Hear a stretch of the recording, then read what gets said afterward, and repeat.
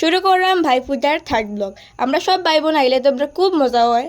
আর এদিকে আমরা ফুটা দিলাইলাম আর ও বই রয়েছেন আমরা দিদা, যে খুব খুশি কারণ সব একলগে সব মামার বাড়িতে আইসি। এরকম বছরে একবার ভাইফোঁটার সময় আমরা সব একবার আই মামার বাড়ির। তো এটা আমরা সিলভার জুগলি বা গোল্ডেন জুগলি তোমরা কইতেই পারো। তারপরে গেছে একটা বিয়া বাড়িত গিয়া আমার বোন আর আমি একটু পোজও সিলাইলাম আর খাইলাম ভাত খাইয়া আমরা ডাইরেক্ট বাড়ি গেছি ফুটা দেখতাম। অনেক ভিড় আসলো বয়েজ ক্লাবের সামনে, কিন্তু আমরা মামায় লয়ে গেছেন গিয়ে আমরা অনেক সুন্দর হয়েছে বয়েজ ক্লাব। আমরা সবটি পূজা ধর্মনগরের খুব সুন্দর হয়েছে।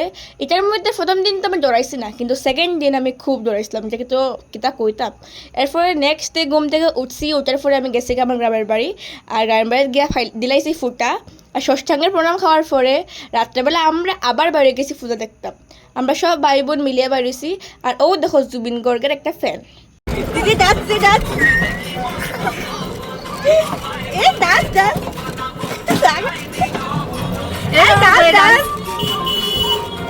ভাই লাইট বললে যেন মুখ দেখবে, লাইটটা আমার তার মধ্যে হয়ে গেছিল আমার বান্ধবীর লগে দেখা সাক্ষাৎ।